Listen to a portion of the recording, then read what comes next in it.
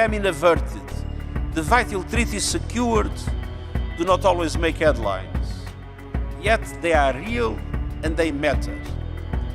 If we wish to secure more such victories, we must ensure that full respect of international law and defend multilateralism strengthen it for our times.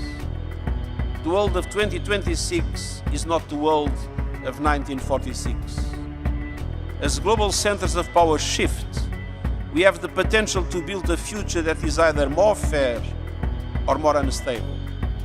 At the United Nations, a familiar demand has returned with renewed urgency, and this time it is not just India saying it. It is the UN Secretary General himself. Addressing the General Assembly, Antonio Guterres delivered a blunt warning to the world's most powerful nations. He said global institutions are stuck in the past while the world has moved on. According to him, solutions designed in 1945 cannot solve the problems of 2026. Guterres said legitimacy is at stake. If institutions do not reflect today's realities, they will lose the trust of the world. His message was unmistakable. Reform is no longer optional, it is essential. The UN chief pointed to a clear shift in global power.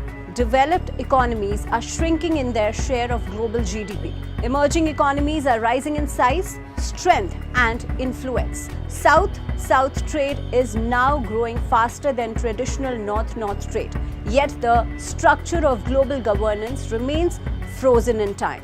That contradiction, Guterres said, must end. He stressed that reforming financial institutions, trade bodies, and especially the UN Security Council is critical.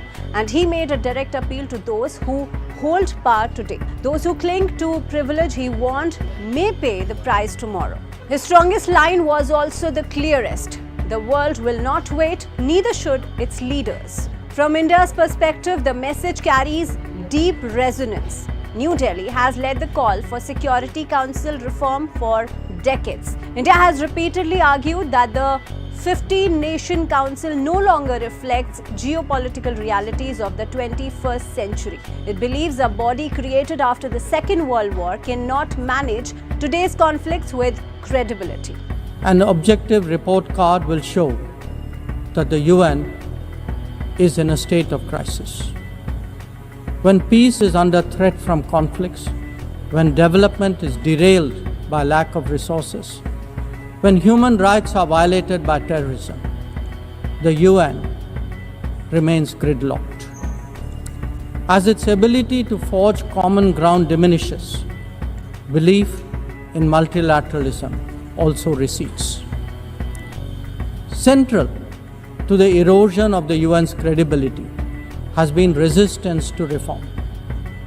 Most members strongly desire change, but the process is being made an obstacle to the outcome.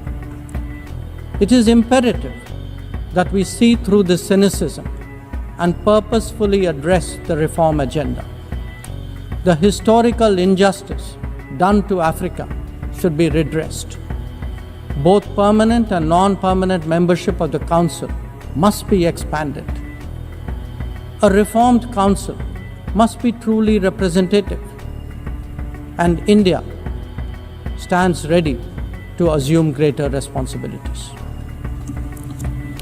Madam President, today the predicament of the India's argument is straightforward. A country representing 1/6 of humanity, a major economy, and a consistent contributor to UN peacemaking cannot remain permanently excluded from decision-making. India has demanded expansion in both permanent and non-permanent categories of the Security Council. India last served as a non-permanent member in 2021 and 2022. Since then, the Council has struggled to respond effectively to global crises. From Ukraine to Gaza, divisions among permanent members have paralyzed action. For many countries, the Security Council now symbolizes gridlock rather than leadership.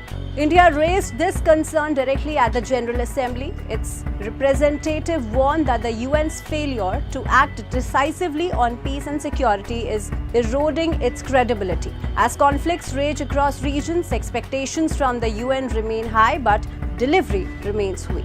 India made it clear that reform is no longer a matter of choice. It is an imperative. As the UN approaches its 18th year, India has called for reformed multilateralism that reflects current realities, not historical privilege. Antonio Guterres is now in the final year of his tenure. He says he intends to make every day count. His call echoes India's long-held position.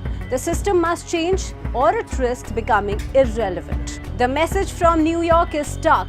Power has shifted, the world has changed, and global governance must change with it.